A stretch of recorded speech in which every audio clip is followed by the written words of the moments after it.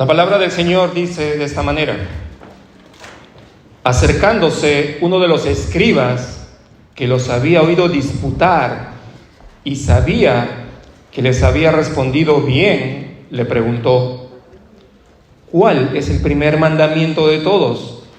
Jesús le respondió: el primer mandamiento de todos es: oye Israel, el Señor nuestro Dios, el Señor uno es.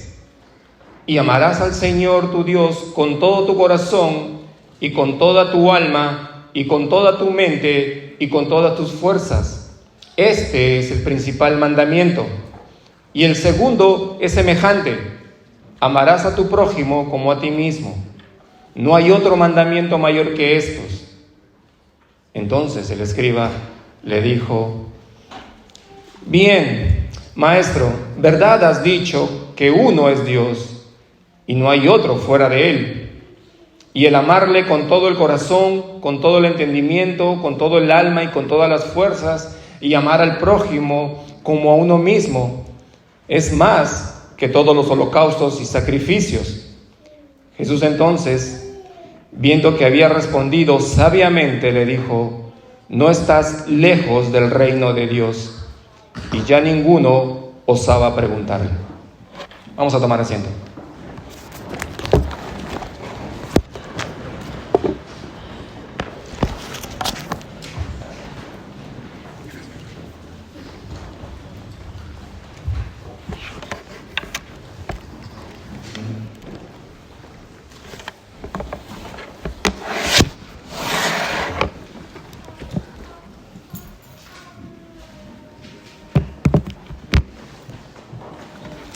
Estaba acostumbrado en este punto a decir que los niños pasen a sus clases, pero ya los mandan a la clase antes.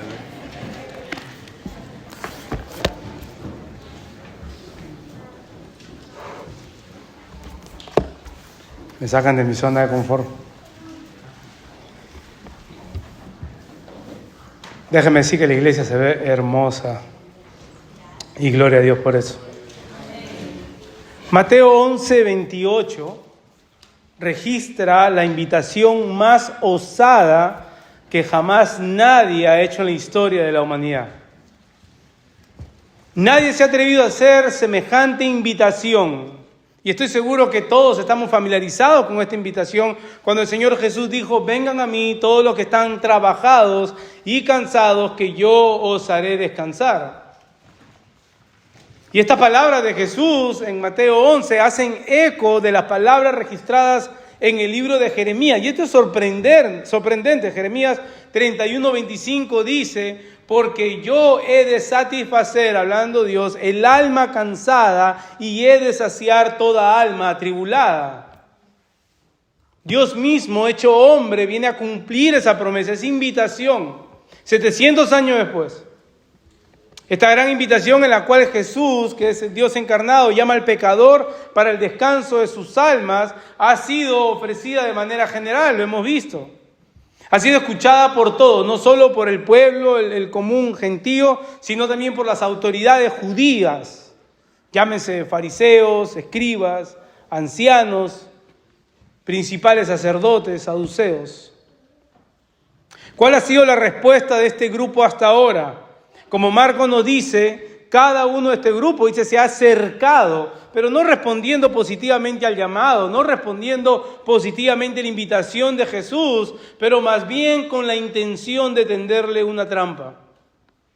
Ya hemos hablado de la actitud de cada uno de estos grupos, su actitud pecaminosa, orgullosa, y han sido antagonistas en lo que va hasta ahora del Evangelio de Marcos, la narrativa de Marcos, han sido antagonistas de Jesús.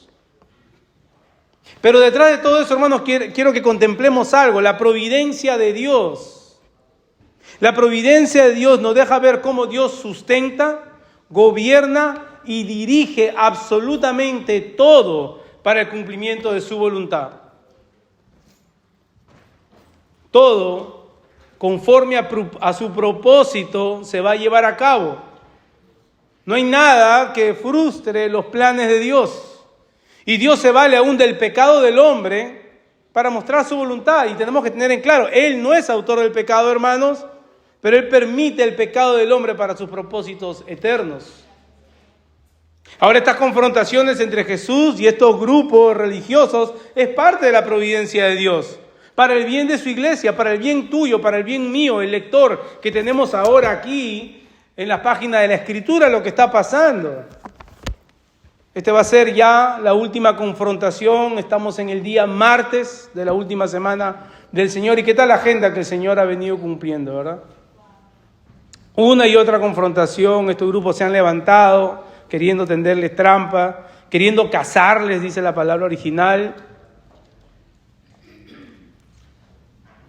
Hemos dicho del principio también que Marcos, como es un evangelio breve, deja fuera ciertos detalles, va directamente al grano, ¿no? Hemos dicho que es como pasar de escena en escena rápidamente. Y al leer este pasaje, el cual el hermano Guillermo leyó, podríamos pensar que la intención del escriba era sincera. Podríamos pensar que este escriba de manera honesta se acerca al Señor para preguntar porque tenía alguna duda en su corazón o en su mente. Al escuchar la discusión entre Jesús y los saduceos, quizás su corazón se movió a querer realmente saber la respuesta para la pregunta que le hace Jesús.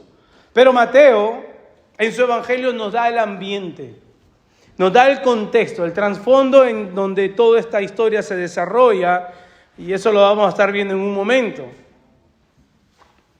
En todo el desarrollo de esta conversación, la cual llega a su punto culminante en el versículo 34, cuando Jesús le dice, no estás lejos del reino de Dios.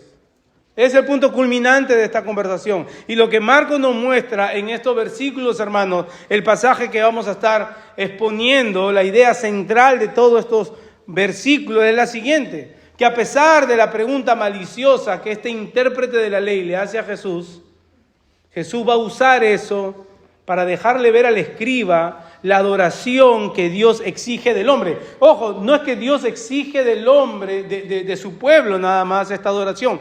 Él exige adoración de toda criatura. Así que tú estás sentado aquí, Dios demanda tu adoración. Y no importa lo que tú pienses de Dios, Dios la demanda. Y no solo eso, sino también que Jesús en su respuesta deja ver la manera como las criaturas que han sido creadas a la imagen y semejanza de Dios se deben relacionar. Ahora, yo estoy seguro, hermanos, que estamos muy familiarizados con este mandamiento. Estoy seguro que lo podemos repetir de memoria, pero la pregunta vital es si estamos viviendo conforme a lo que el Señor pide aquí. Vamos a ver. No es suficiente estar simplemente cerca del reino. No es suficiente, como este escriba, conocer ciertos aspectos de ciertos principios del reino. Estar cerca del reino es lo mismo que estar completamente alejado del reino. Es necesario estar adentro. Así que el título del sermón de hoy es cerca del reino, mas no adentro. Y vamos a ver cómo, empezando el versículo 28, nos va a mostrar que alguien puede estar interesado en la verdad y eso no significa que esté en el reino. También vamos a ver de los versículos 29 al 31 que muchas veces las personas son expuestas a la verdad, pero aún siguen estando fuera del reino. Y es más, versículos 32 y 34 nos muestra que una persona puede afirmar la verdad y estar alejado del reino. Así que alguien puede estar interesado en la verdad, expuesto a la verdad, afirmar la verdad y con todo eso no estar en el reino. Y ese puede ser tu caso el día de hoy, como bien podría ser mi caso estando yo aquí predicando. Así que debemos examinarnos, hermanos, a la luz del pasaje. Y antes de seguir, por favor, permítanme orar. Acompáñenme en oración para que el Señor se manifieste en nuestros corazones y nos ayude a aplicar la palabra.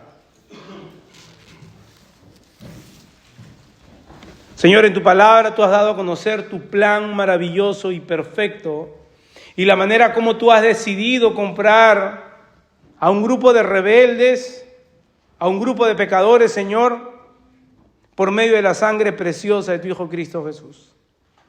Pero también tu palabra ha sido dejada para tu iglesia, Señor, porque cuando tu palabra es expuesta, cuando tu palabra es leída, tú hablas.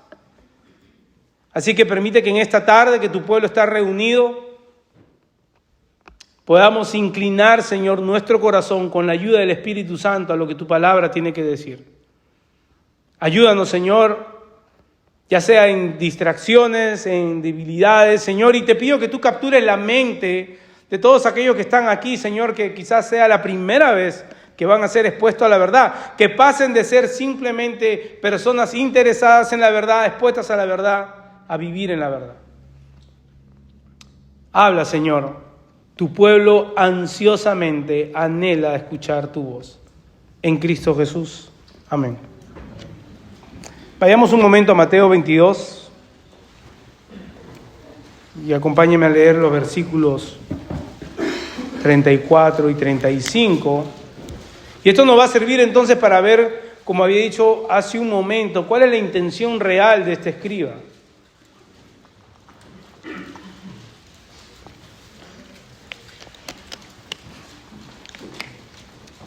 Mateo lo narra de esta manera, dice: los fariseos se agruparon al oír que Jesús había dejado callado a los saduceos. Uno de ellos, intérprete de la ley, para poner a prueba a Jesús, le preguntó. Esta palabra poner a prueba es la misma expresión que quiere decir para tentarle. Así que una vez más la Escritura nos muestra la verdadera intención del escriba que se acerca para hablar con Jesús. Este intérprete de la ley quiere tentar a Jesús. Volviendo a Marcos,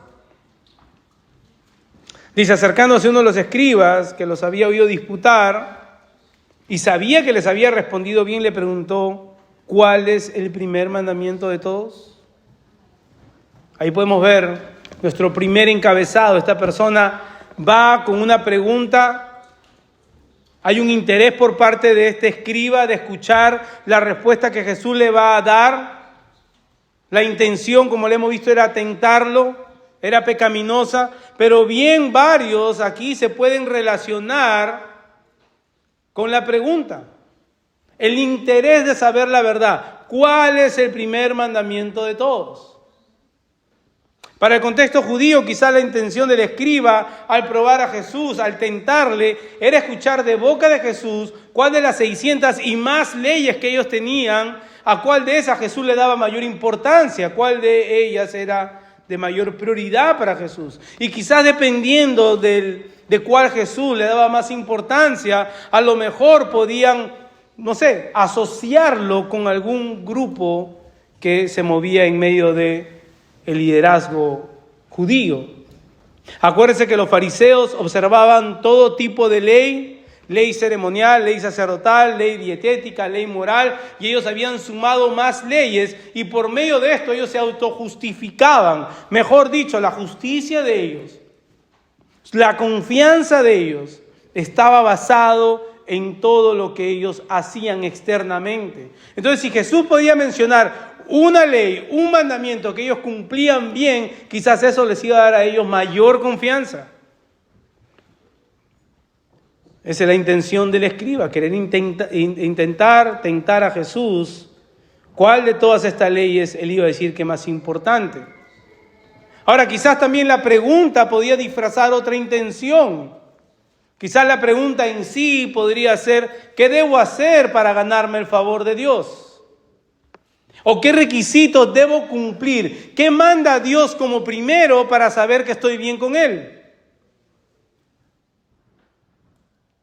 Creo yo que este es un asunto de problema existencial de muchos de hoy. El hombre en su corazón, quiera aceptarlo o no, no importa cuál sea tu posición el día de hoy, sigues con esta incógnita en tu corazón. Es una interrogante en el corazón del hombre. Por eso que el hombre procura de mucha manera llenar ese espacio en su corazón y así responder esa pregunta según sus propios conceptos. Esta pregunta no solamente es para aquellos que son religiosos, esta es la pregunta de fondo del corazón de toda la humanidad. No importa de qué etnia seas, no importa de qué tipo de comunidad seas, esta es una pregunta que todo corazón se hace. ¿Qué puedo hacer para saber que estoy bien con aquel que es más grande que yo? Muchos de manera espiritual, otros de manera moral. Cada uno ha encontrado una respuesta a esta pregunta. El religioso hace un sinfín de cosas para ganarse el amor de Dios. Procura cumplir una serie de reglamentos, una serie de requisitos para poder sentir que sube de escalón en escalón cada vez para estar más cerca de Dios. Y así ganarse el amor de Dios, ganarse la bendición de Dios.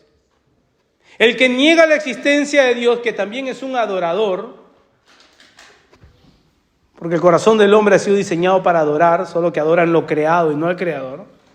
El que niega la existencia de Dios pretende llenar ese interrogante en su corazón respondiendo a todos sus placeres, a todos sus deseos, porque él entiende que él mismo es su Dios.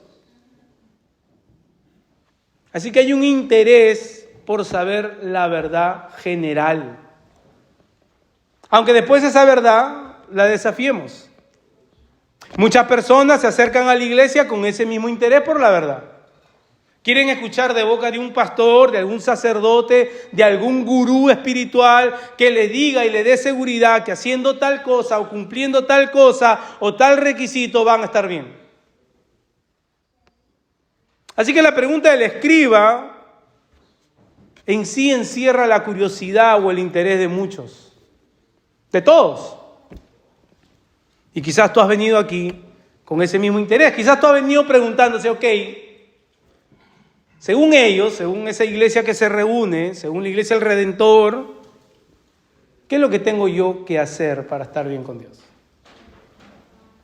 ¿Qué debo de cumplir para saber de que con Dios estoy así de íntimo? ¿No? Que Él y yo somos uña y carne, dicen algunos, ¿no? ¿Qué ha mandado Dios? Que yo cumpliéndolo pueda decir estoy bien. Y pueda yo salir de mi casa sabiendo que he cumplido ciertos requisitos y la bendición de Dios está sobre mí. Así que el interés por la verdad está en el corazón de todos y las personas van a ser expuestas a la verdad. Tú aquí estás siendo expuesto a la verdad. Es innegable. Cuando la palabra del Señor es expuesta, está siendo expuesto a la verdad, porque no hay verdad fuera de la palabra del Señor. Toda la verdad está contenida aquí. Como hemos dicho, de Génesis, Apocalipsis, todo es verdad. Que tú lo creas o no, no deja de ser verdad. Mire versículos 29 y 30, Jesús le respondió, el primer mandamiento de todos es, oye Israel, el Señor nuestro Dios, el Señor uno es. Llamarás al Señor tu Dios con todo tu corazón y con toda tu alma y con toda tu mente y con todas tus fuerzas. Este es el principal mandamiento. Jesús acaba de citar de manera magistral algo que quizás ellos no se esperaban. Jesús ha citado Deuteronomio 6, 4, 5, que es conocido como el Shema, que quiere decir oír. No voy a ir a Deuteronomio porque literalmente es lo mismo, solo Jesús le añade, lo amarás con toda tu mente. Haciendo un énfasis en algo, que en la totalidad de la persona debe amar a Dios. Ahora, muchos usan este texto para negar la Trinidad. Como vemos, Jesús dice, oye Israel, el Señor nuestro Dios, el Señor uno es. Muchos quieren usar este texto equivocadamente para acusarnos de que el cristiano adora a tres diferentes dioses. Citan este texto, como Deuteronomio 6 y otros textos, para querer refutar la doctrina de la Trinidad. Y tenemos que decir enfáticamente, hermano, y no se deje confundir cuando alguien por la calle lo pare, aquellos que van por ahí con su libro de Atalaya y le digan que no, que nosotros adoramos tres dioses. Nosotros no adoramos tres dioses. Ciertamente el Señor, nuestro Dios, uno es. La doctrina de la Trinidad no va en contra de esta gran realidad. Y no vamos a ver una clase de doctrina de la Trinidad, pero es necesario en este punto hablar de esto porque no quiero que nadie se vaya confundido. Nosotros creemos y afirmamos, porque así la Escritura lo dice, que hay un solo Dios y que ese Dios es un Dios vivo y verdadero. Pero que este Dios en su divinidad consiste de tres personas. el Padre, el Hijo y el Espíritu Santo. Y estos tres hacen un solo Dios, son un solo Dios, y la Escritura da testimonio que estos tres son lo mismo en esencia, lo mismo en poder y lo mismo en gloria. A la vez que estos tres son diferentes. El Padre no es el Hijo. El Hijo no es el Espíritu Santo no es el Hijo ni el Padre. Pero estos tres son un solo Dios. Así que por ningún motivo nosotros creemos que hay tres dioses. Eso es para que podamos crecer en convicción, hermano. No se dejen mover el piso cuando los acusen de esto. Ahora, no de las acusaciones que los judíos hacían en contra de Jesús era porque Jesús decía que era hijo de Dios. Dicen que él se hacía con él uno. Se hacía uno con él, de su misma esencia, y por esta razón procuraban matar a Jesús. Ahora nosotros sabemos, hermanos, que quebrantar el primer mandamiento es poner a un Señor en nuestra vida que no sea Dios. Aquello que se enseñorea en nuestro corazón tendrá control de nosotros. Aquello que es Señor en mi corazón, hermanos, dictamina todo lo que yo voy a hacer. ¿Qué controla tu corazón? Dictamina la manera como vives. ¿Qué cosa es Señor en tu corazón? Dictamina tu respuesta a todo aquello que vives. Además de reconocer que el Señor es uno, hay un artículo adicional positivo que usa Jesús. Dice, a este Señor, ¿ahora qué hacemos? Reconociendo que Dios es solo uno. Bueno, a este Señor hay que amarlo con todo el corazón, con toda el alma, con toda la mente, con todas las fuerzas. No simplemente reconocer su divinidad. Es como habíamos dicho, Él exige adoración total del hombre. Y le exige porque Él es digno. Y nada más merece nuestra adoración. Nada de lo creado es digno de tal adoración. Nada debe ocupar nuestra mente y nuestro corazón, nuestra fuerza, nuestra concentración, nuestros afectos, todo nuestro ser interior de la manera como solo Dios debe ocuparlo. Nada debiera. En teoría nada debiera, pero en la realidad, hermanos, muchas cosas ocupan el lugar que solo Dios debe ocupar. Ahora, aquí lo que Jesús no está diciendo es que el hombre consta de 4 diferentes compartimientos, de corazón, alma, mente y fuerzas. Tampoco Jesús está diciendo que podríamos amarle con la mente, pero no con el corazón, o con el corazón y no con la mente. Jesús lo que está diciendo, lo que quiere decir en sus palabras, es que Dios exige tal amor y tal adoración que es total. Que todo nuestro ser interior, que comprende las motivaciones, comprende los sentimientos, comprende los razonamientos, como el ser exterior, que es nuestro cuerpo, deben de responder al amor que le debemos a Dios. Y este es el principal mandamiento. Ahora, ¿por qué esto es relevante e importante para los escribas que están escuchando? Porque si Israel había de obedecer, su obediencia debía estar fundamentada en el amor hacia el Dios que los amó primero, rescatándolos de la tierra de esclavitud en Egipto. Estoy convencido de que cuando Jesús le da esta respuesta al escriba, lo que está haciendo es hacerle ver, refregarle en la cara, esto es lo que hasta ahora no han cumplido. Estoy convencido de eso. Porque este pueblo obedecía solamente por asuntos externos, cumplía solamente para ser visto. Una y otra vez Israel ha dado evidencia de que eran ellos mismos los que se amaban más, cumplían para ser vistos. Esa es en sí característica de la religión. El religioso cumple para que las personas lo vean. Esto no es una simple mención de una ley. Lo que Jesús está diciendo va cargado de juicio. Va cargado de acusación. Unos capítulos atrás Jesús ha dicho, este pueblo en su adoración solo me adora de labios y no de corazón. El libro del profeta Ezequiel nos deja ver cuál era la condición permanente, constante de Israel. Dice Ezequiel 14:3, hijo de hombre, estos hombres han erigido sus ídolos en su corazón y han puesto delante de su rostro lo que les hace caer en su iniquidad. Así que a lo largo de las páginas del Antiguo Testamento nosotros nos podemos dar cuenta que esta es la condición de Israel constante. Iban tras sus ídolos. Asna Montés le llama a Dios en el libro del profeta Jeremías, buscando con cuál de sus amantes o sus ídolos aparearse.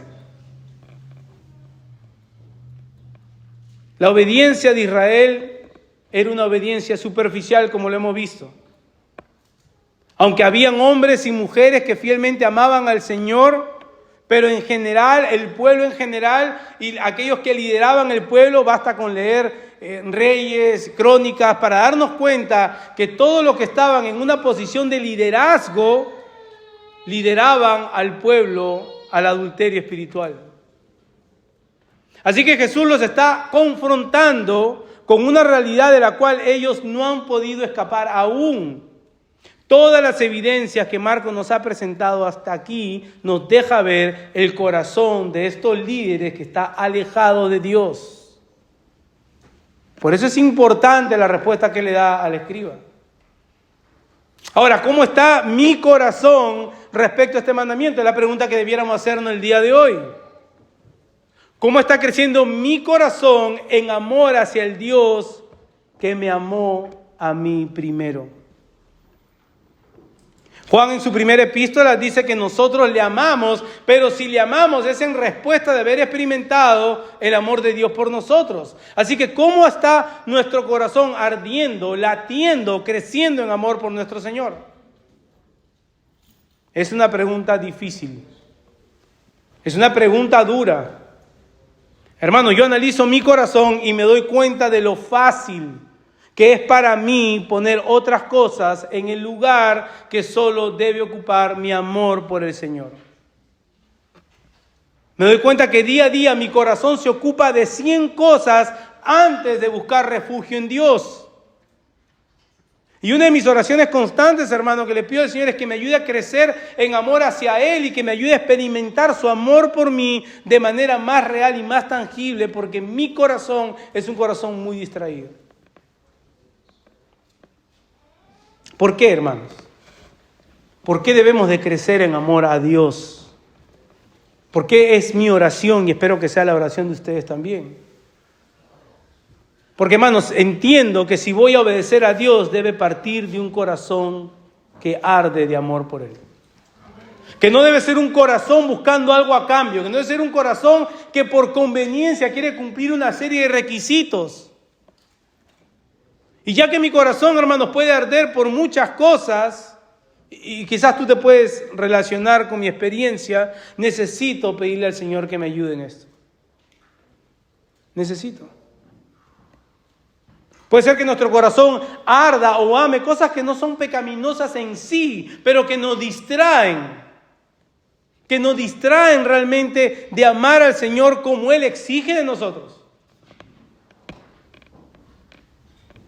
Te puedes dar cuenta que pueden pasar horas durante el día, hermanos, y lo que menos hacemos muchas veces es estar pensando en el Señor. O un pensamiento express, ¿no? Voy a salir, Señor, bendíceme, amén.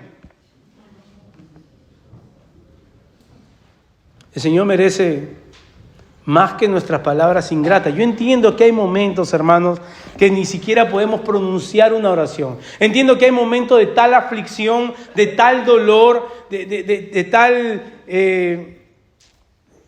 temor, que a veces lo único que podemos decir es: Señor, ayúdame. Señor, ayúdame. Entiendo eso. Pero el Señor merece más que eso.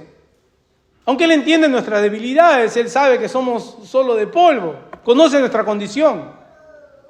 Pero no importa con ese poquito, debes ir a Él. Debes ir a Él. Pasamos horas, hermanos, y lo que menos hacemos es pensar en el Señor. Así que debemos preguntarnos honestamente qué tanto amo al Señor. No importa si tienes 12 años, 11 años, no importa si tienes 90 años, debes preguntarte, debo preguntarme qué tanto amo al Señor. Y tú y yo, hermanos, sabemos que la respuesta va a ser inmediata y va a ser la misma. No amo al Señor lo suficiente. Espero que esa sea tu respuesta. Si tú crees que has llegado a amar a Dios como Él debiera ser amado, estás en un grave problema. No lo amamos lo suficiente. Porque si amase a Dios lo suficiente, no pondría mis ojos en absolutamente nada más. Mis esperanzas estarían ancladas solo en Él. En mi momento de debilidad no recurriría a nada más que a Él. Mi refugio constante sería Él. Pero sé que en mi débil corazón, y quizás tu débil corazón, hablo de mí, hermanos, aunque mi corazón es regenerado, aún corro el riesgo de buscar otras fuentes de amor. No solo fuentes de dónde extraer amor, sino también dónde depositar el amor que solo se lo debo al Señor. Y ese es el peligro en el cual todos estamos. Amén. Y entonces, ¿dónde quedamos, hermanos? Hermanos, los niños van a ser niños y amén por los niños. No se distraigan con los niños. Amén por ellos. Entonces, ¿dónde quedamos ante la pregunta, hermanos? Porque pareciera que al leer este mandamiento puedo caer en una desesperanza total al yo tratar de dar un diagnóstico al tamaño de mi amor por el Señor. Puedo caer en la insatisfacción al ver que mi corazón no ama a Dios como debe amarlo. Que todo mi ser interior debe amarlo de manera total y tengo que ser consciente que muchas veces no es así. ¿Cómo me quedo al ver esa ausencia de amor en mí por el Señor? Así que déjeme decirle, hermanos, que no está solo. No está solo no solamente en esta iglesia local donde nadie ama a Dios como Él debe ser amado, sino que no ha habido un solo ser humano creado que haya amado a Dios de manera perfecta. No ha existido ni uno. Ni uno. Solo aquel Dios encarnado, hecho hombre. Solo Él ha cumplido con este mandamiento a la perfección desde la eternidad. Solo el Verbo que se hizo carne, aquel Verbo que anduvo entre nosotros, aquel del cual la gente vio su gloria, gloria como el unigénito de Dios, aquel que se llamó Jesús, Él amado a Dios Padre de una manera perfecta y total por la eternidad. ¿Y cuál es la esperanza entonces, hermanos? Que esa obediencia en ese mandamiento que nosotros, simple hombres, no podemos cumplir, la cual Dios demanda, Cristo la ha cumplido por nosotros. Y se nos es acreditado nuestra cuenta. Mejor dicho, hermano, si tú estás en Cristo, si verdaderamente estás en Cristo, Él ha amado a Dios Padre con un amor perfecto como si tú lo hubieras amado. Y porque tú nunca lo amaste así, Él recibió ese castigo como si Él no lo hubiera amado así. Así que está la esperanza, hermanos. Y así de esa manera ser declarados aceptos delante de Dios en Cristo Jesús. Pero este amor, que suena muy bien, debe tener una evidencia externa. Se debe ver. Hemos dicho antes, es fácil decir, yo amo a Dios, ok, ¿y cuál es la evidencia? Podríamos decir, bueno, lucho en contra de mi pecado, por supuesto, amén, diríamos. Nadie estaría en contra de eso. Bueno, procuro crecer en santidad, buscando el reino de Dios primeramente y su justicia. Amén a eso. Bueno, procuro poner mi mirada en las cosas del cielo, donde está Cristo Jesús, y no en las cosas de la tierra. Y todos diríamos un contundente amén también. ¿Pero a qué nos lleva todo eso? Miren el versículo 31. Y el segundo es semejante, amarás a tu prójimo como a ti mismo. No hay otro mandamiento mayor que estos.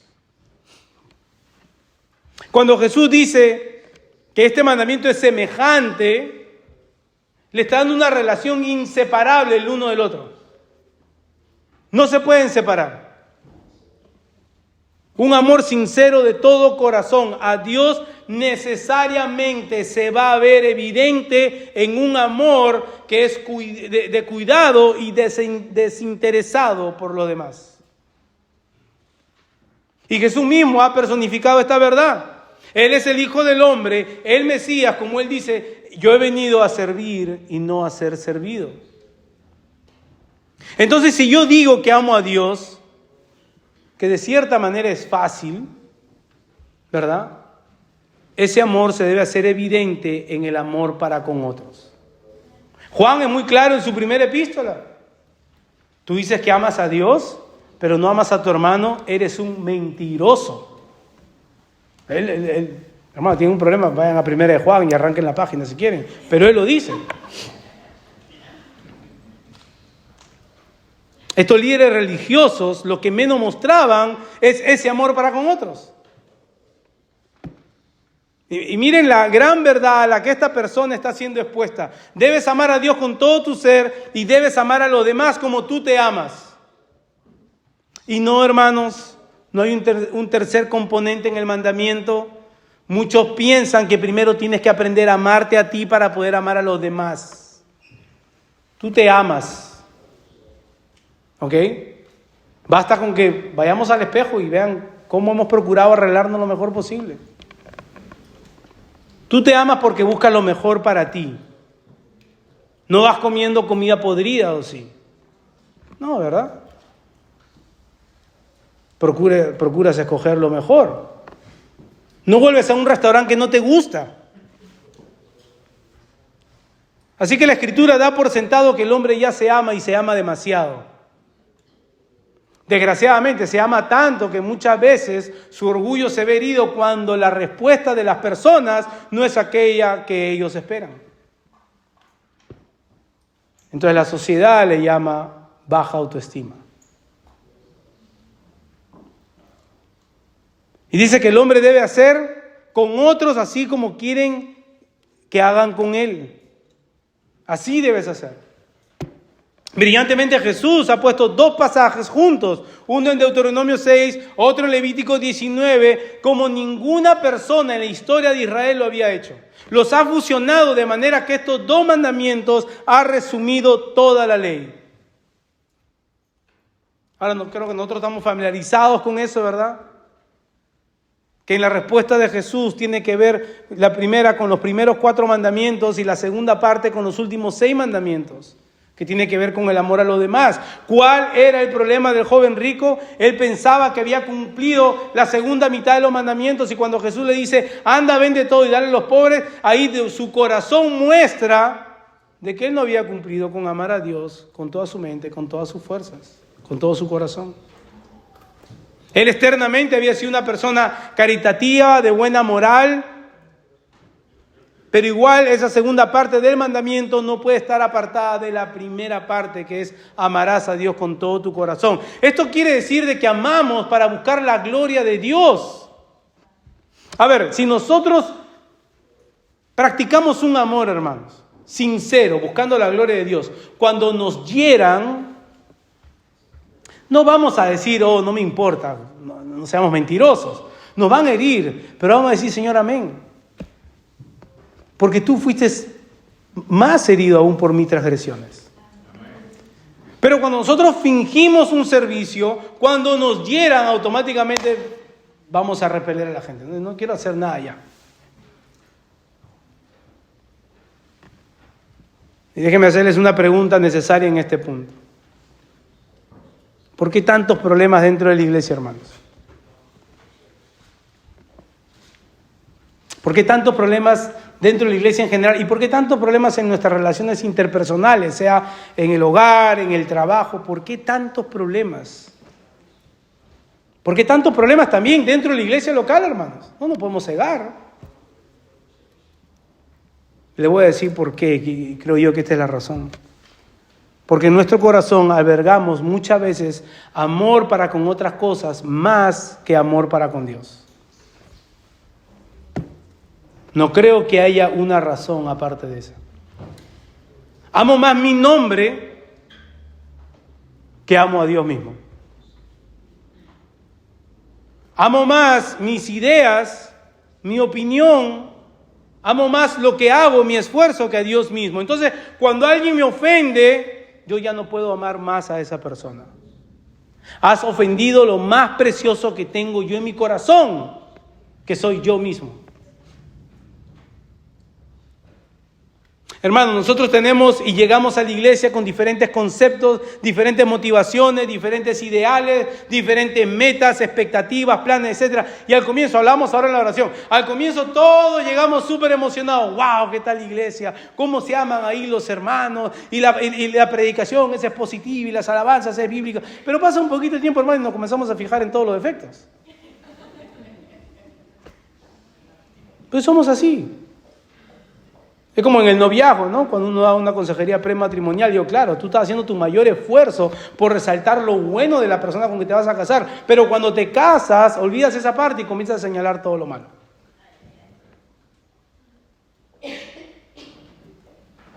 Cuando alguien toca eso que yo amo en mi corazón, mis motivaciones, mis metas, mis expectativas, mis planes, cuando me doy cuenta de que no, esta iglesia también la gente lucha con su pecado.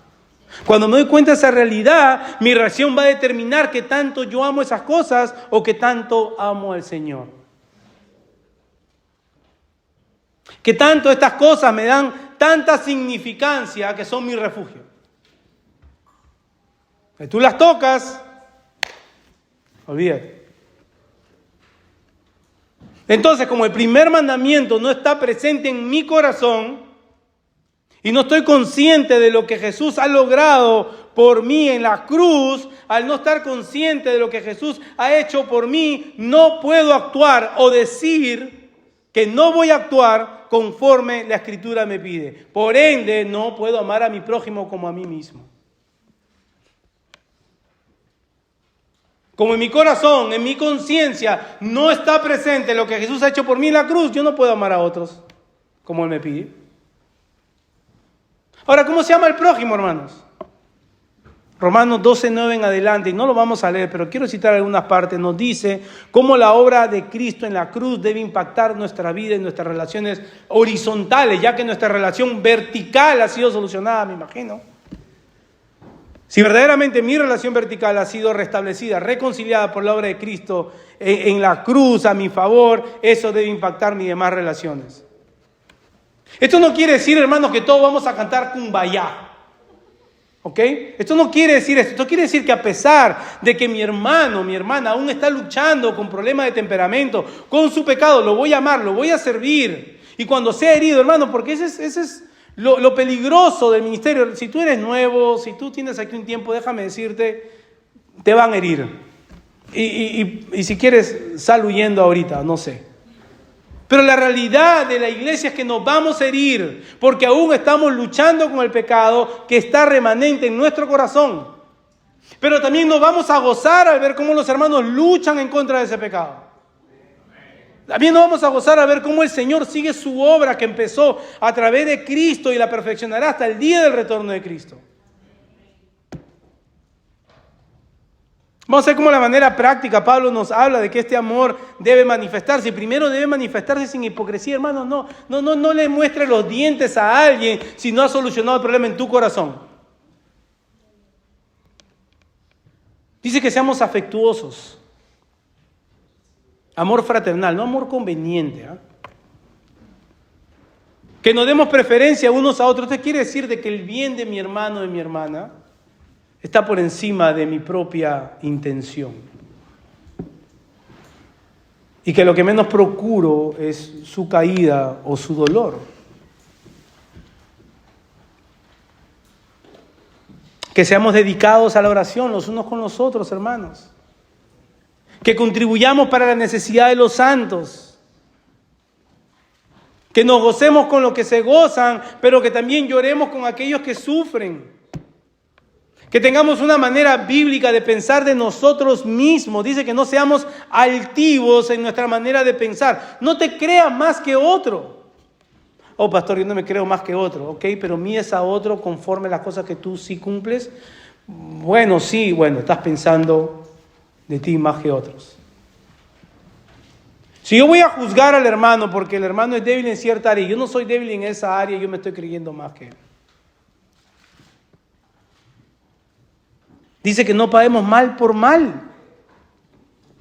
Y estamos muchas veces tan lejos de esto, hermano. Le voy a dar un ejemplo de verdad, claro y sencillo.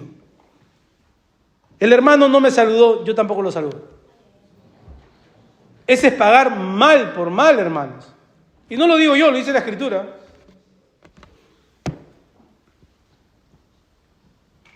¿O tú crees que en tu concepto que eso no es pagar mal por mal? ¿Tú crees, hermano, hermana, que nadie se da cuenta cuando un hermano, una hermana que te incomoda, miras a la pared y vas caminando así para no verle la cara? ¿Tú crees que nadie se da cuenta? En primer lugar, esa persona lo percibe.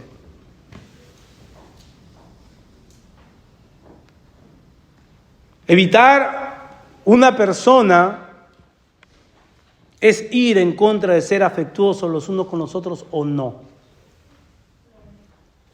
Sí lo es. Las cosas no se dieron como yo quería. Ahora van a ver que ni me pidan ni un favor.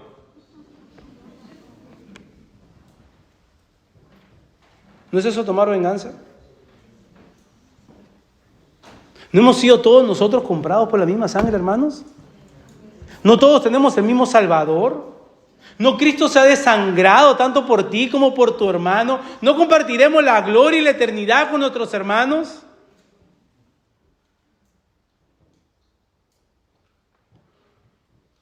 Volvemos a la pregunta, ¿por qué tantos problemas en la iglesia? Porque en nuestro corazón hay algo más de estima que Dios mismo. Hablábamos que nosotros como iglesia queremos guardarnos de los pecados escandalosos. Pero hay pecados que un autor los llama pecados respetables o pecados habituales, como los celos, los resentimientos, las murmuraciones, los descontentos. Y hermano, déjenme decirle, todas esas cosas dividen la iglesia. Dividen la iglesia. Y si ustedes creen que por un momento Satanás no está con una agenda permanente y activa para desmembrar, para dividir la iglesia, hermano, usted es un ingenuo. Y muy bien te puede usar a ti o me puede usar a mí. Porque lo que Él quiere es que la iglesia se divida. Él no va a poder en contra de la iglesia universal. El Señor ha dicho que nada, las puertas del Hades jamás prevalecerán en contra de la iglesia. Pero no ha dicho eso de la iglesia local. Es de la iglesia universal. Así que bien, esta iglesia se puede dividir. Conocemos de grandes iglesias que se han dividido. Guarda tu corazón, hermano, hermana. Asegúrate que en tu corazón lo más grande, la más alta estima, no es tu reputación, no es tu sentimiento, no son tus planes, no es tu expectativa, es Dios mismo. Es la única manera, hermano, que vamos a poder amarnos los unos con los otros. Y en ese amor cubrirás multitud de pecados. No pecados gravosos, pero aquellas cosas pequeñas, la falta de consideración de otro, puede ser la falta de modales de otro, lo que sea, la vas a pasar por alto, te vas a acercar, porque entiendes que Dios ha cubierto pecados mayores que eso en tu vida, por medio de su sangre. Si tú eres de Cristo, si tú estás en Cristo, recuerda que Él consiguió en la cruz del Calvario a tu favor, por medio de su obediencia perfecta, lo que tú jamás has logrado. Y eso tiene como propósito vivir en esa realidad. Mejor dicho, lo que tú antes no podías hacer, por medio de Cristo ahora sí es posible. No perfectamente aún, pero sí progresivamente. Sí progresivamente puedo ir luchando con las raíces de amargura que crecen en mi corazón. Y sí progresivamente, día a día, podemos crecer en el amor a Dios. Y mostramos nuestro amor al prójimo. Nunca llegaremos en donde llegue el momento que digamos, ahora sí amo a Dios perfectamente. Y nunca me refiero a esta vida presente. Pero cuando estemos con Él, ese amor será perfecto. Y ese pueblo que Él compró a precio de sangre, y tu hermano y tu hermana, que a veces somos medio fastidiosos y a veces cada uno según su idiosincrasia, siendo alumbrados por el rostro de Jesús. Dándole gloria a su nombre, que en su paciencia, hermano, no nos terminó consumiendo. Asegúrate, hermano, de verdad que estás en paz con cada uno de tus hermanos y tus hermanas en esta iglesia local. Asegúrate de todo lo que en ti dependa, de manera honesta y no fingida, estás en paz con todos. No te vaya a pasar como este escriba, que así ha sido expuesto a esta verdad, y él la va a afirmar, no es suficiente. Mire versículo 32 en adelante. Entonces el escriba le dijo, bien maestro, ¿verdad? Dicho que uno es Dios y no hay otro fuera de él, y el amarle con todo el corazón, con todo el entendimiento, con todo el alma y con todas las fuerzas, y amar al prójimo como a uno mismo, es más que todos los holocaustos y sacrificios. Eso no es suficiente. No es suficiente estar interesado en la verdad, no es suficiente estar expuesto a la verdad, y aún no es suficiente simplemente afirmar la verdad. Todo lo que he dicho tú puedes haber dicho amén, pero si no vives en esa verdad, estás perdido, estás perdida. Este escriba está de acuerdo con lo que acaba de escuchar. Él dice que esto es mayor que todo holocausto, que todo sacrificio. Quizás en su mente pensaba que Jesús iba a hablar de algún tipo de sacrificio, algún tipo de ley ceremonial. ¿Qué es lo que ha conseguido Jesús con la respuesta del escriba? Que el escriba mismo señale su propio pecado.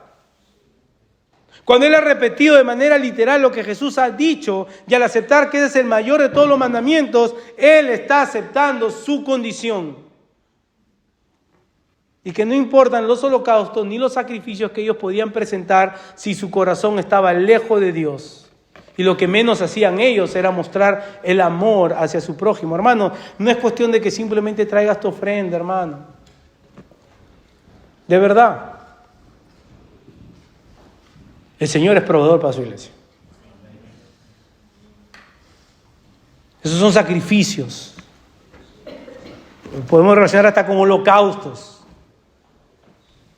Pero eso no es suficiente. Y no hay cosa peor, hermanos. No hay cosa peor que creerse salvo y no serlo. Tú puedes pasar aquí horas de horas, hacer todo tipo de servicio, predicar. Estoy hablando a mí, enseñar, discipular, expulsar demonios, pero ninguno de estos sacrificios tiene valor alguno si primero no viene de un corazón que adora y que amas aquello que el Señor ha salvado juntamente contigo. Es como aquel esposo que trabaja esforzadamente, se preocupa de que en su casa nada falte, de que la despensa esté bien llena, que no falte provisiones para el hogar, se levanta muy temprano en la mañana, llega tarde del trabajo, pero su esposa más percibe su indiferencia, su frialdad y su rudeza. Por un lado, él se asegura que nada le falte, pero el gran ausente es él mismo. Pregúntate si tu iglesia te percibe así. Pregúntate si tu iglesia te percibe de esta manera, indiferente, frío, rudo, desinteresado por la vida de la iglesia. Porque escucha la respuesta de Jesús. Jesús entonces, viendo que había respondido sabiamente, le dijo, no estás lejos del reino de Dios. Y ya ninguno, osaba en preguntarle. Hasta aquí llega esta confrontación con ellos, con los diferentes grupos religiosos, y la realidad en la cual ellos se encontraban se resume en lo que ha dicho Jesús: no están tan lejos del reino. ¿Quiere decir esto que hay algunos que se pierden más que otros? No, no es lo que quiere decir. Aquel que se ahogó en los primeros 15 metros adentro del mar está tan muerto como aquel que se ahogó a 100 metros dentro del mar. Pero ellos han sido expuestos a la verdad y tú has sido expuesto a la verdad. Tú hoy has sido expuesto a la verdad.